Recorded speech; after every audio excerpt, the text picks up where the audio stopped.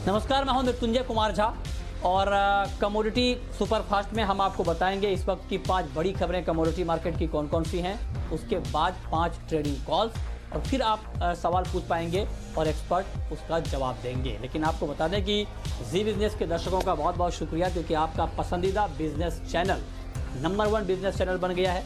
53% से ज़्यादा के मार्केट शेयर के साथ जी बिजनेस देश का नंबर 1 बिजनेस चैनल बन गया है और आप सभी दर्शकों का, जी बिजनेस के सभी दर्शकों का चैनल के ऊपर भरोसा बनाए रखने के लिए बहुत बहुत शुक्रिया। हम आगे भी आपकी उम्मीदों पर खरा उतरते रहेंगे।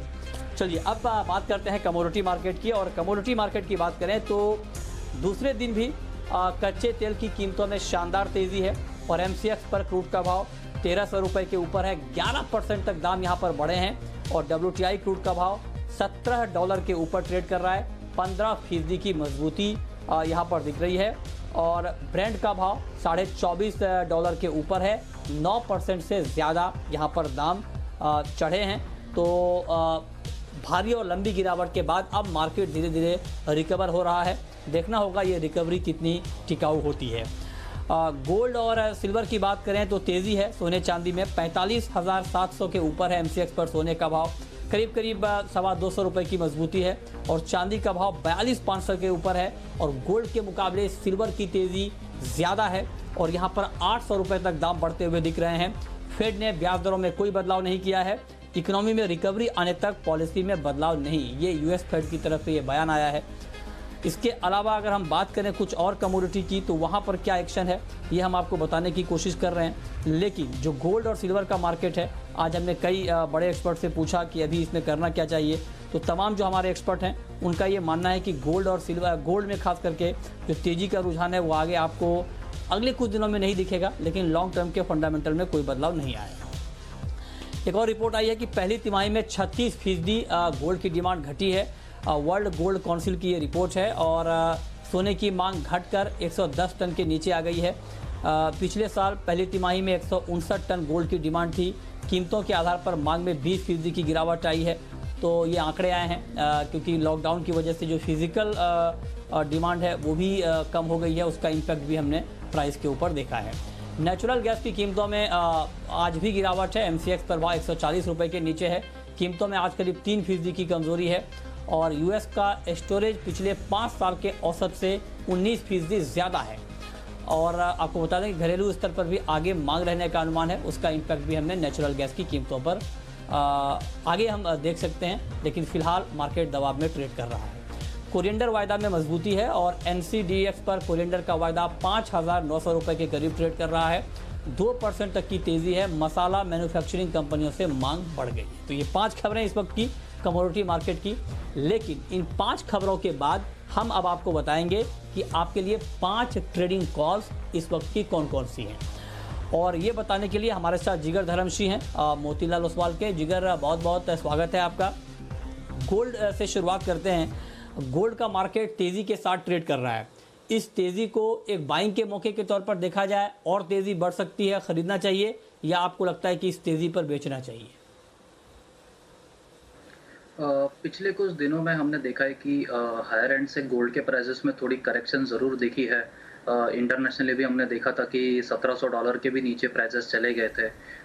बट एक फैक्टर था कि जहां रुपी में भी काफ़ी अच्छा एप्रिसिएशन देखने को मिला था, जिसकी वजह से एमसीएक्स पे भी प्राइसेस में हमने थोड़ा करेक्शंस देखा था। बट आई थिंक कल लेट इवनिंग के बाद जो फेड का सेशन था, फेड का जो इंटरेस्ट रेट्स पॉलिसी आई, उसके बाद दोबारा से हमने गोल्ड में देखा है कि अच्छी एक रिकवरी आई है लोअर लेवल से और प्राइसेस दोबारा से इंटरनेशनल में देखें तो स्पॉट लेवल्स 1715 के ऊपर ट्रेड कर रहे हैं और एमसीएक्स में भी प्राइसेस में थोड़ी बहुत रिकवरी देखने को मिली है।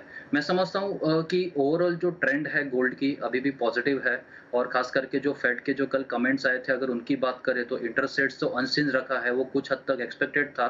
बट अगर दूसरे फैक्टर्स देखें तो उन्होंने ये ज़रूर जताया है कि इकोनॉमी के लिए अगर जो भी स्टिमुलस या जो भी टूल्स उनके पास अवेलेबल है, वो इकोनॉमी को सपोर्ट करने के लिए, इकोनॉमी को दोबारा से ग्रो करने के लिए अपने सारे टूल्स, अपने सारे मेजर्स को पूरी तरह से इस्तेमाल करेंगे ताकि इकोनॉमी को सपोर्ट मिल सके। और हमने देखा कि जो फर्स्ट क्वार्टर का यूएस का जीडीपी था, वो भी काफ़ी गिर कर आया था। तो आई थिंक कुछ हद तक जो मेजर फंडामेंटल फैक्टर्स हैं, वो अभी भी सपोर्टिव है गोल्ड के लिए। तो मैं समझता हूँ कि हर गिरावट पे गोल्ड में खरीदारी की मौके मिलते हैं। तो आज के सेशन में भी मैं कहूँगा कि अगर 45-600 के लेवल्स पे मिले, तो ट्रेडिंग के पर्सपेक्टिव से ज़रूर खरीदना चाहिए। 450 का स्टॉप लॉस रखना चाहिए नीचे में, और ऊपर से वापस से 46,000 या उसके ऊपर के लेवल्स देख सकते हैं। ठीक है, तो ये राय आपकी गोल्ड पर है। 46,000 के टारगेट के लिए आप 45,600 के भाव पर बाई कर सकते हैं। चांदी के ऊपर जिगर आपका क्या कमेंट होगा? आज गोल्ड के मुकाबले सिल्वर में ज्यादा तेजी है, क्या यही रफ्तार आगे भी बनी रहेगी? यही रफ्तार आगे भी कंटिन्यू रहेगी? क्या लगता है आपको? जी हाँ, पिछले 2 सेशंस में अगर हम कंपैरिज़न करें, तो सिल्वर ने काफ़ी अच्छा परफ़ॉर्म किया है। और जभी भी हम देखते हैं कि गोल्ड सिल्वर स्प्रेड से रिलेटेड अगर कुछ देखें, तो सिल्वर फ़िलहाल के लिए लास्ट 2 दिनों से आउट परफ़ॉर्म करता हुआ दिख रहा है एज़ कम्पेयर टू गोल्ड। मैं समझता हूँ सिल्वर में और थोड़ी-सी तेज़ी कंटिन्यू रह सकती है, और कंपैरिज़न में अगर गोल्ड से करें, तो कुछ हद तक और 1-2 दिन के लिए आउट परफ़ॉर्म कर सकता है, बिकॉज़ सिल्वर का नेचर ही वॉलेटाइल है, थोड़ा जल्दी से मूव रहता है सिल्वर में। तो मैं समझता हूँ सिल्वर में भी तेज़ी रहेगी, और गोल्ड से थोड़ी ज़्यादा तेज़ी देखने को मिल सकती है। तो ट्रेडिंग के पर्सपेक्टिव के लिए अगर देखें, तो 42,800 के करीब मौका मिलता है तो बाय करना चाहिए वहाँ पर। 42,550 का स्टॉप लॉस रहेगा, और ऊपर में 43,250 के टारगेट्स देख के चल सकते हैं हम। ओके। जिगर, क्रूड में भी तेजी लौट आई है और पिछले 2 दिनों में हमने अच्छी खासी तेजी यहां पर बनती हुई देखी है, क्योंकि अब मार्केट को इस बात की भी उम्मीद लग रही है कि अगर ग्लोबल इकोनॉमी में धीरे धीरे कामकाज शुरू होता है तो क्रूड की डिमांड बढ़ेगी, और उस उम्मीद के दम पर दाम काफ़ी बढ़ने लगे हैं। लेकिन दूसरी तरफ जो सप्लाई की चिंता थी, ओवर सप्लाई की चिंता थी, वो अभी भी मार्केट में बहुत हद तक इसलिए भी है क्योंकि स्टोरेज की दिक्कत निश्चित तौर पर है, और जो डिमांड कम हुई है उसकी भरपाई करने में थोड़ा लंबा वक्त लगेगा। तो इन दोनों फंडामेंटल को देखते हुए क्रूड में अभी क्या करना चाहिए? देखिए, आपने बिल्कुल सही कहा, क्रूड के प्राइसेस ऊपर आए हैं कुछ हद तक, जैसे कि कुछ कंट्रीज़ में कुछ जगहों पर लॉकडाउन्स के जो नॉर्म्स है वो कम करने की बातें ज़रूर की है, और उन सेंटिमेंट्स की वजह से की डिमांड दोबारा से लौट सकती है। इन फैक्टर्स की वजह से क्रूड के प्राइसेस में रैली हमने ज़रूर से देखी है। बट मैं कहूँगा कि अभी भी हम ओवरऑल सिनेरियो अगर देखें, तो कहीं न कहीं अभी भी पूरी तरह से हम कोरोना वायरस के इम्पैक्ट से अभी तक दूर नहीं हुए हैं। ये बहुत डिफ़िकल्ट है अभी के लिए कि पूरी तरह से ट्रेंड रिवर्सल यहाँ से देखने को मिल सकता है। मुझे लगता है इन चीज़ के लिए और भी काफ़ी ज़्यादा समय लगेगा कि क्रूड पूरा वापस से अपनी पोज़ीशनल जो है वो तेज़ी में लौट के आए। फिलहाल के लिए अभी भी सप्लाई काफ़ी ज़्यादा है, डिमांड का इनफैक्ट डिमांड का काफ़ी ज़्यादा कंसर्न्स है, डिमांड अभी भी कम है। तो मैं समझता हूँ ये जो रैली है वो बहुत ज़्यादा सस्टेनेबल नहीं रहेगी। क्रूड के प्राइसेस में दोबारा से करेक्शन देखने को मिल सकता है। तो आज के सेशन में भी अगर देखें, तो ट्रेडिंग के हिसाब से 1360 का लेवल मिले तो वहां पर वापस से बिकवाली करके चलना चाहिए। 1410 का स्टॉप लॉस मेंटेन करना चाहिए, और नीचे में 1250 के दोबारा से लेवल देखने को मिल सकता है। ठीक है, ओके। कॉपर का मार्केट अभी आपको कैसा लग रहा है? क्या इस काउंटर में अपसाइड का पोटेंशियल है, तेजी की गुंजाइश है, खरीदना चाहिए अभी?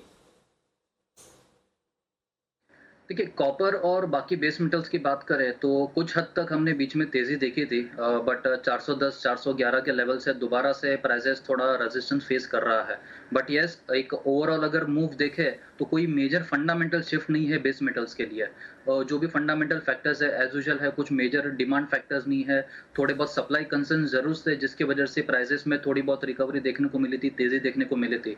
But short term point of view से मुझे लग रहा है कि मेनली कॉपर या बाकी सारे बेस मेटल्स से रेंज बाउंड के दायरे में ही ट्रेड कर चलेंगे। बट के सेशन में बात कर, कॉपर में 405 के लेवल्स मिले तो वहां पर जरूर खरीदारी करके चल सकते हैं ट्रेडिंग के लिए, और 402.50 का प्लस मेंटेन करना चाहिए, और ऊपर में 410 के हम टारगेट लेके चल सकते हैं। ओके, और जिंक में क्या किया जाए जिगर जी इस वक्त?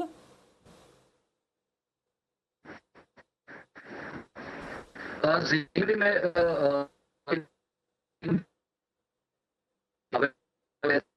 लिमिटेड की 151 के करीब के चल सकते हैं, 140 में स्टॉप लॉस रहेगा और उनके लेवल उनके टारगेट्स देख के चल सकते हैं इसमें।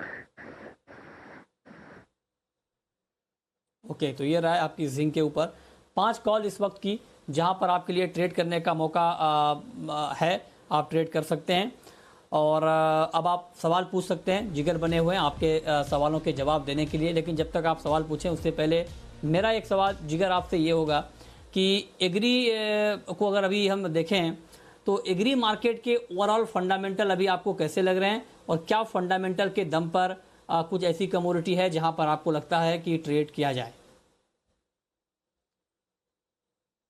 देखिए, अगर फंडामेंटल की बात करें तो हम देख रहे हैं कि सारे मेजर इकोनॉमी की सिचुएशन में है, तो कहीं ना जो पूरा असर है वो और एक्सपोर्ट के ऊपर काफी ज्यादा पड़ेगा।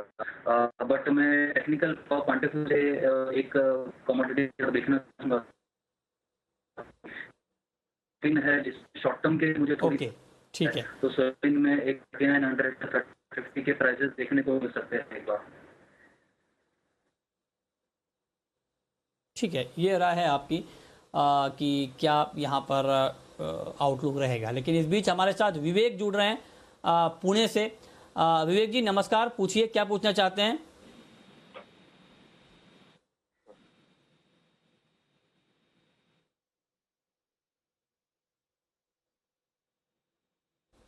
विवेक जी, आपको आवाज आ रही है? हेलो हेलो हेलो हेलो जी पूछिए। हाँ, गुड आफ्टरनून जी मृत्युंजय। गुड आफ्टरनून, पूछिए। मुझे एक्चुअली जिगर जी से पूछना है कि अभी क्रूड में हम अच्छी खासी तेजी देख रही है 2-3 दिन से, तो ये लेवल पे क्या करना चाहिए? बिल्कुल करंट मार्केट प्राइस पर जिगर क्रूड में क्या करना चाहिए? बिल्कुल इसी भाव पर कोई ट्रेड बन रहा है क्या? जैसे मैंने बताया, क्रूड में सेलिंग की रिकमेंडेशन है, तो करंट प्राइस 1360 के लेवल पे सेल करके चलेंगे, 1410 स्टॉप लॉस मेंटेन करिए और 1250 टारगेट्स लेके चल सकते हैं। ओके, चलिए बहुत शुक्रिया जिगर आपका हमारे साथ जुड़ने के लिए, बताने के लिए कमोडिटी में कहां पर ट्रेड करने का मौका बनेगा। तो फिलहाल इस बुलेटिन में इतना ही।